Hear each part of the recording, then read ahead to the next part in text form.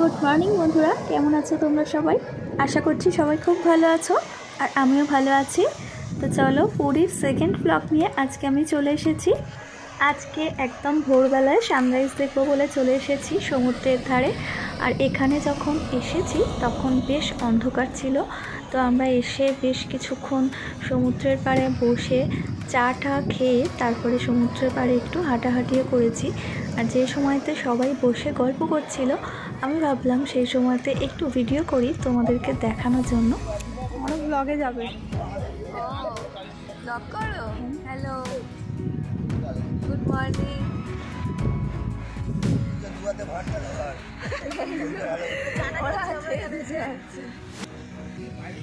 বল good morning, বল good morning বল। সামুদ্রিক মাছ বেঁচে আছে কিন্তু কি মাছ দেখি। হ্যাঁ রে, এখন তুই দেখি দেখো, জলে ফেলে দাও, জলে দিয়ে দাও, জলে দিয়ে দাও, জলে যদি পাঁচার হয় পাঁচ জলে।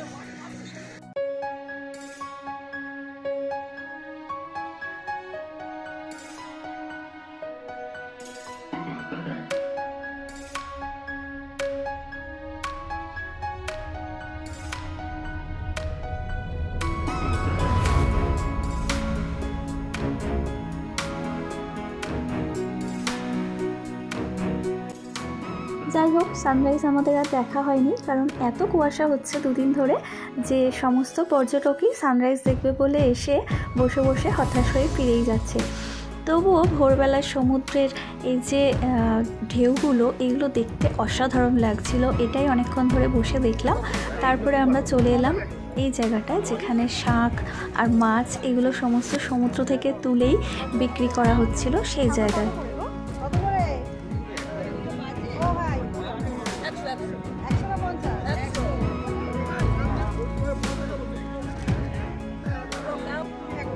তবে একটা জিনিস দেখলাম, পুরীর থেকে কিন্তু দীঘাতে মাছ অনেক বেশি পাওয়া যায়। পুরীর সমুদ্রে হয়তো জলের এত স্রোত বলে এখানে মাছ খুবই কম ওঠে, মানে খুব কম পরিমাণে মাছ উঠেছে। জাল প্রায় ফাঁকা, খুঁজে খুঁজে মাছগুলো একটা একটা করে বার করছিল দেখলাম। তবে সব জায়গায় এরকম সমান হয় কি জানি না। আর এইটা দেখো, এই মাছটাকে কী মাছ বলে আমার এখন ঠিক খেয়াল পড়ছে না। তবে এই মাছগুলো আমি প্রায় দেখি, তোমরাও অনেক বন্ধুই দেখেছো ফেসবুকে, ইউটিউবে এই মাছগুলোকে দেখা যায়। এইগুলোকে হাত দিলেই না গায়ে গোল হয়ে বলের মতন ফুলে ওঠে। সেই মাছেরই বড় জাত এটা, দেখো এর গায়েতে হাত দিলে কিন্তু পুরো বলের মতন হয়ে ফুলে উঠবে। আমরা যেগুলো দেখি সেগুলো ছোট ছোট। তো এই মাছটা যেহেতু খাওয়া যায় না, সেই জন্য এটাকে যে ধরেছিল সে আর কি জলের মধ্যে ছেড়ে দিয়ে এলো।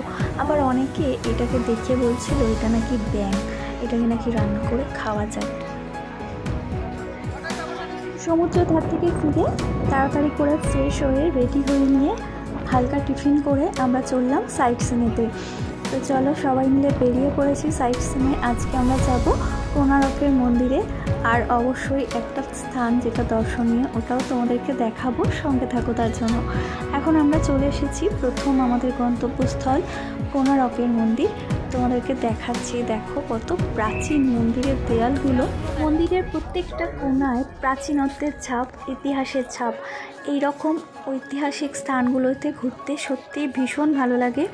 ইতিহাসের অনেক ব্যাপার, খুঁটিনাটি বিষয়গুলো নিজের চোখে দেখা, সামনে থেকে দেখা, যেগুলো আমরা বইয়ের পাতায় পড়েছি, সেই স্থানগুলো যদি সামনে দেখতে পাই না, সেই ফিলিংসটাই পুরো আলাদা। তো এই জায়গাগুলো যখন উঠছিলাম তখন আমি শুধু দেখছিলাম, তবে বেশিক্ষণ তো এগুলো দাঁড়িয়ে দেখা সম্ভব না, কারণ এতটাই ভিড় থাকে। তারপরে এর পরবর্তী গন্তব্যস্থলে যাওয়ারও একটা তাড়া থাকে। সেই জন্য মনে হচ্ছিল যেন যদি একটা দিন পুরো বা অন্তত বেশ কিছুক্ষণ সময় এই জিনিসগুলো দাঁড়িয়ে যদি একটু নিখুঁতভাবে দেখা যেত। এত সূক্ষ্ম সূক্ষ্ম কাজ মন্দিরের।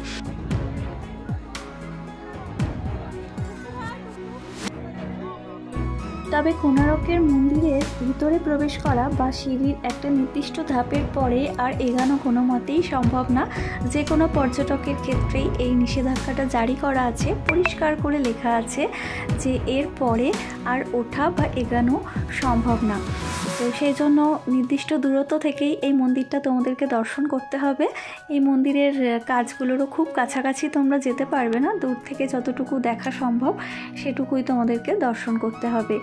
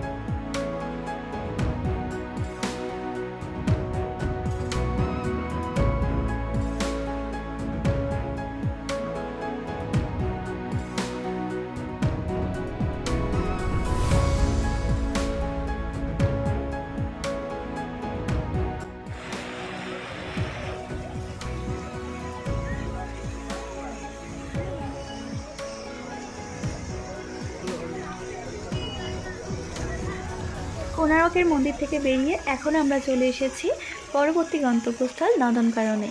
আর এখানে এসে আমি বিশেষ কিছু পশু পাখি দেখেছি, সেগুলো তোমাদের সাথে শেয়ার করব। তো প্রথমেই আমরা চলে এসেছি পাখির জায়গাতে, যেখানে পাখিদেরকে সংরক্ষণ করে রাখা আছে, সেরকমই একটা জায়গায় এসেছি। তো দেখো, প্রথমেই যে জায়গাটায় আমরা এসেছি সেটা হচ্ছে সাদা ময়ূর। ময়ূরটা অবশ্য পেখমটা খুললে আরও সুন্দর লাগতো, আমারও ভালো লাগতো দেখতে, আর তোমাদেরকেও দেখাতে পারতাম, তবে খোলেনি। আর এইগুলো দেখো, এই ময়ূরগুলো এক ধরনের বিশেষ ধরনের ময়ূর, এটাকে কি বলে আমার নামটা দেখা হয়নি, তবে দেখো এই ময়ূরটা কিন্তু পেখম খুলেছিল। খুব বেশি বড় পেখম না, তবে পেখমটা মেলে এরা নাচানাচি করছিল। বেশ অনেকগুলো ময়ূর, 2-3টে ময়ূর এইভাবে পেখম খুলে রেখেছিল, খুব সুন্দর লাগছিল।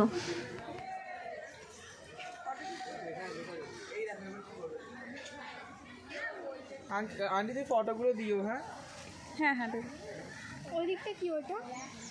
ওখানে কিচ্ছু নেই, ওইটা খালি, এখানেই আছে। কত বাঁধাকপি দিয়েছে কুচিয়ে, দেখ। রেড জঙ্গল ফাউল, এটা পড়া হচ্ছে দেখে।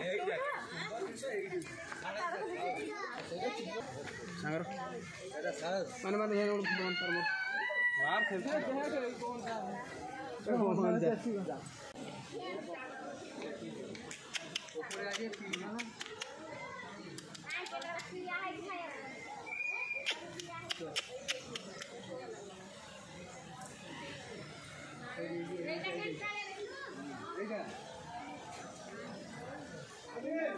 এটা কি পাখি?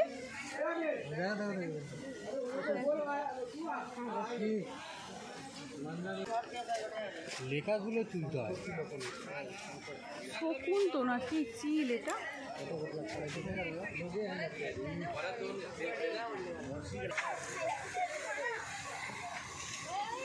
কত রে ভিডিও গান লম্বা করা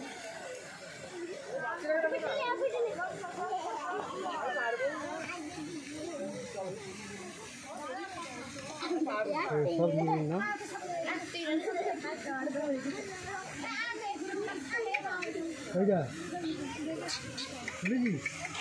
ভিডিও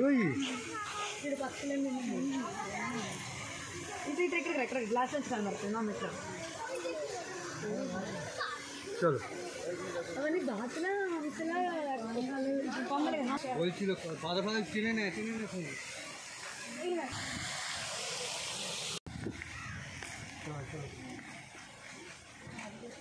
তারা কোথায় গেল? ওই তো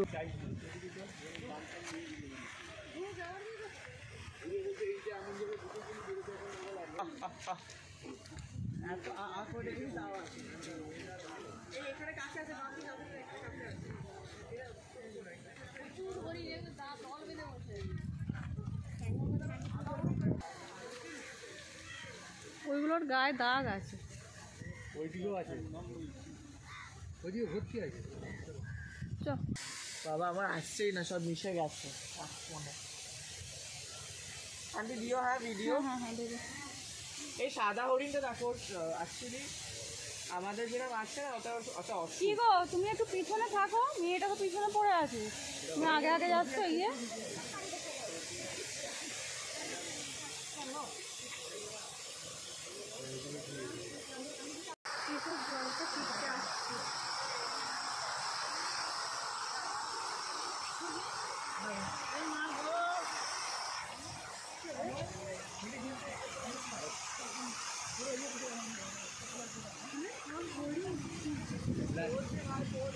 এইদিকে। হ্যাঁ সারাদিন শুধু খাওয়া খাওয়া আর খাওয়া। আয় আয় আয় আয়, খাবার দিলে বেশ আসতো। খাবার তো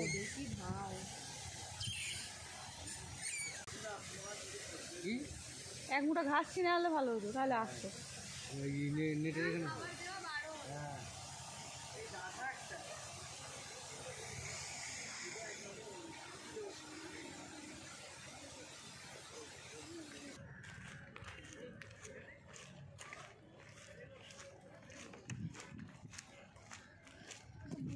ওই তো রোপওয়ে ওইখানেতে, ওই যে তার আছে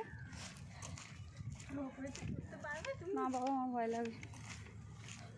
ভয় লাগছে, ওই তো আসছে কিছু।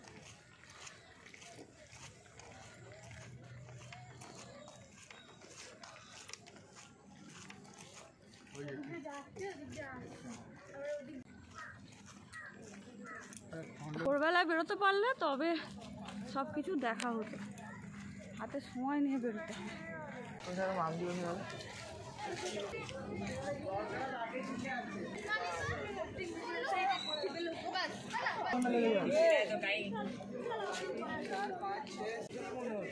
জলহস্তি পিঠটা ভাসিয়ে রেখেছে।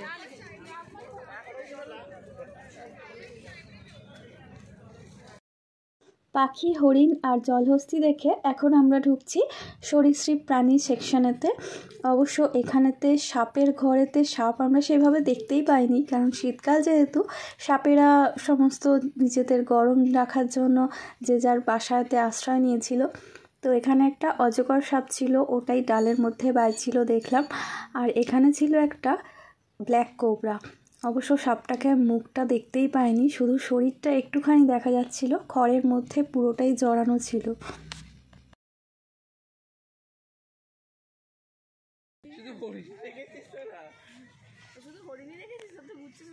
বড় বড় সিং, বাপরে বাপ।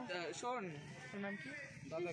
ত্রিশিয়া তুই ফটো, একটা ফটো দিস আমাকে, খালি হবে। মায়ের পেটের ভিতরে নেই না, এটা বাচ্চা, দুটোই বাচ্চা। এদিকে একটা বাচ্চা আছে। আই আর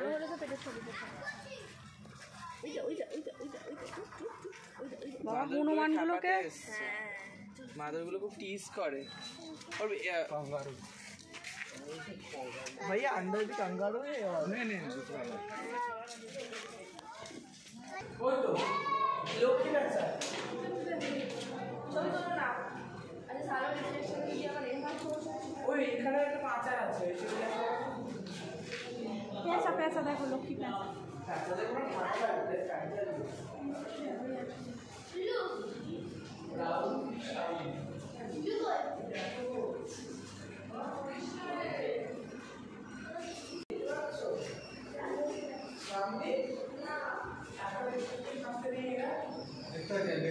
ওই জঙ্গল ক্যাট ওই তো ভেতরে ঢুকে আছে।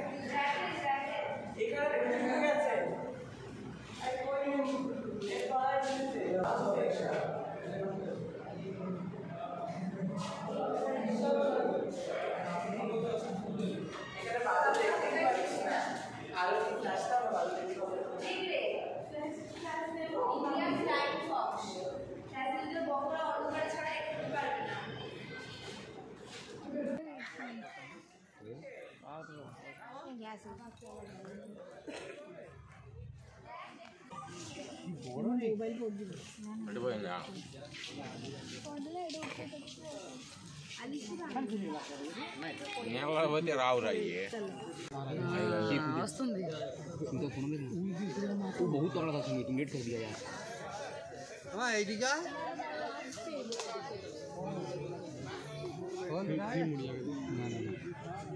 फंस गया वहाँ पे, ऐसा लग रहा है।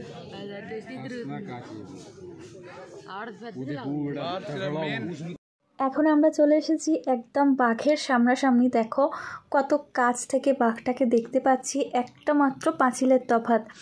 কখন যে দুম করে লাফিয়ে আসবে তার কোনো গ্যারেন্টি নেই। অবশ্য যদিও লাফাচ্ছে না, কারণ ওর শরীরটা যথেষ্ট ভারী আর অনেক মানুষ আছে বলে সাহস করে এখানে দাঁড়িয়ে দেখতে পাচ্ছি। তো এইভাবে বাঘ দেখার যে অনুভূতি সেটা পুরোপুরি আলাদা, কারণ আমাদের এখানে চিড়িয়াখানায় এইভাবে বাঘ দেখা কোনোদিনও হয়নি, যেটা নন্দনে গিয়ে আমি দেখেছি। বাঘেও সিঁড়ি বেয়ে ওঠে।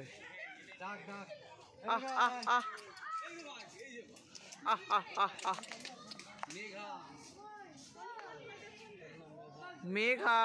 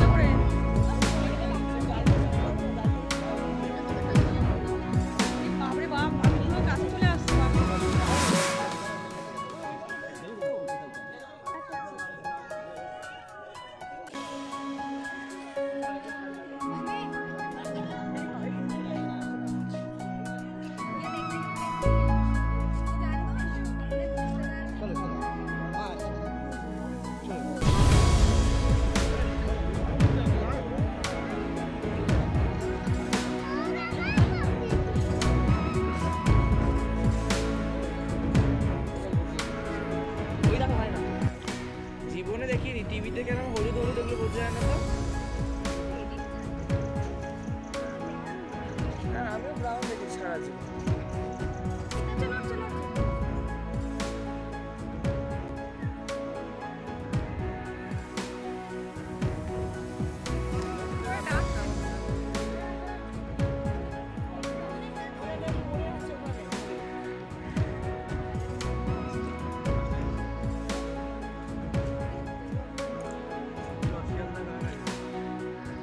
আজকের ভিডিওটা আমি এখানেই শেষ করছি বন্ধুরা, আর বেশি বড় করব না, কারণ ভিডিওটা এমনিতেই অনেকটা বড় হয়ে গেছে, আর এতটা বড় ভিডিও দেখতে গেলে সময়টাও অনেকটা লাগে, সেইটা ভেবেই আমি আর বড় করছি না ভিডিওটা।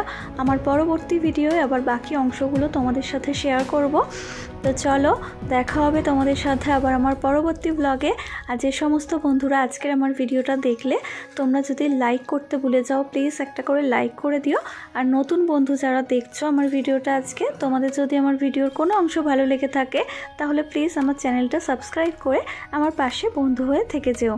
অলরেডি যে সমস্ত বন্ধুরা আমার চ্যানেল সাবস্ক্রাইব করে আমার পাশে বন্ধু হয়ে রয়েছো, তোমাদের সবাইকে অনেক ভালোবাসা জানালাম। সবাই খুব ভালো থেকো, সুস্থ থেকো। দেখা হচ্ছে পরবর্তী ব্লগে। টাটা।